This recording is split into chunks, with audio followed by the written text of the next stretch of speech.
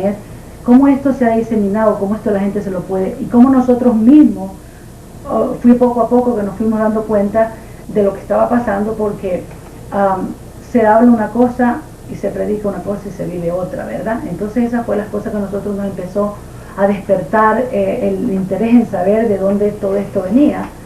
Y yo creo que es como, hermano, como cuando a uno le dan a usted una cena, un bistec, un banquete, y le dan una buena, ¿verdad?, postre, le dan carne, pero usted no se dio cuenta que en medio de su bistec usted tenía gusano y se los comió.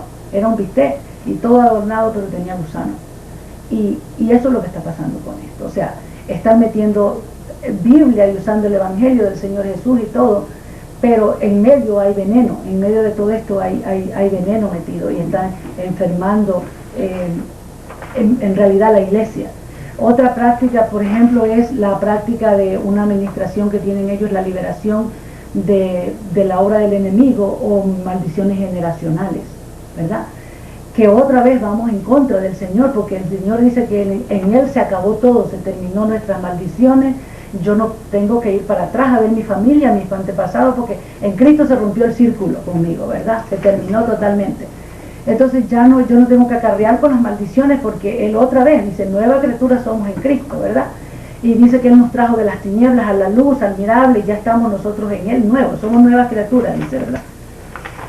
Ahora, si el Señor dice en su palabra que si alguno hubiera pecado, abogados tenemos para con el Padre, Jesucristo el justo, dice el libro de Juan, ¿verdad? Y poderoso la sangre de Jesús para limpiarnos de todo pecado y perdonarnos y limpiarnos. Entonces la palabra de Dios es el agua viva y es el agua que nos limpia día a día. Exato, a palavra santifica, por mesmo Jesus disse aos apóstolos, vosotros estáis limpos por la palabra que vos he hablado. Exactamente, entonces no puede ser que nos limpiemos una vez en un encuentro, ya quedamos limpios. No por rituais no por un ritual del hombre, sino por la sangre de Jesucristo, por la fe y pelo lavamento de conhecimento da palavra do Senhor Jesucristo. Así es. Pelo verdadeiro evangelho de Gênesis Apocalipsis. Exacto. Entonces esta práctica de la liberación de la obra del enemigo, que le llaman ellos, es una práctica bien fuerte.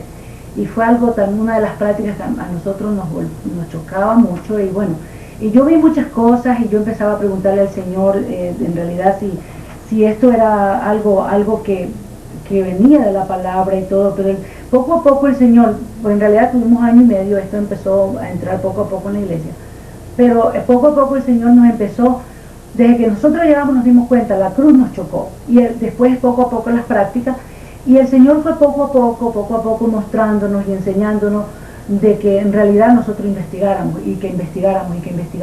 lo que estábamos haciendo, ¿verdad? El Espíritu Santo empezó a iluminarnos, a darle conhecimento e a redarguila que essa doutrina não estava afirmada na sua doutrina sana. Exacto, porque mire, lo que sucede, hermano, es que cuando uno como creyente se mete en este sistema, hasta se olvida de la Biblia, de leer la Biblia propiamente, y solamente se mete aquí.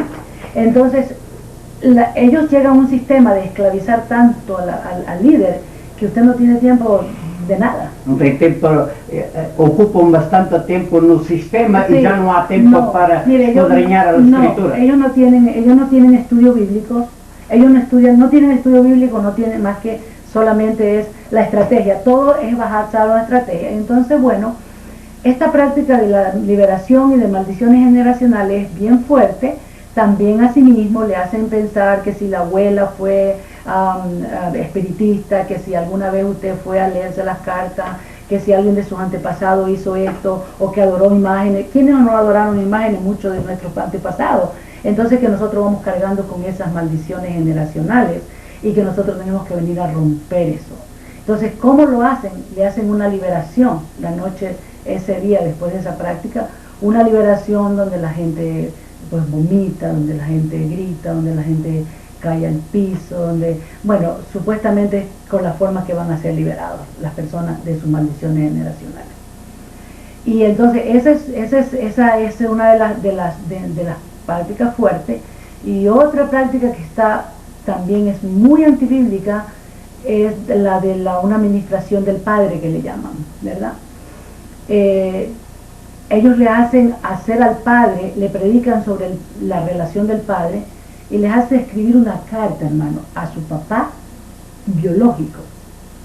Wow. Aunque esté muerto, aunque esté vivo, no esté aquí, no esté, usted le escribe una carta a su padre biológico en ese momento. Y si usted escribe así una carta a su padre biológico, ¿qué le quiere decir a su papá?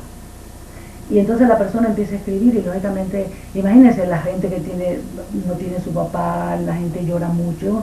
Es una parte bien dura porque le traen tantas cosas afuera otra vez a la persona de su padre.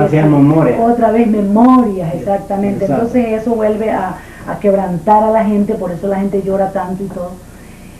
Y escriben una carta al padre. En el caso mío, por ejemplo, mi padre murió, ni siquiera lo conocía, hermano.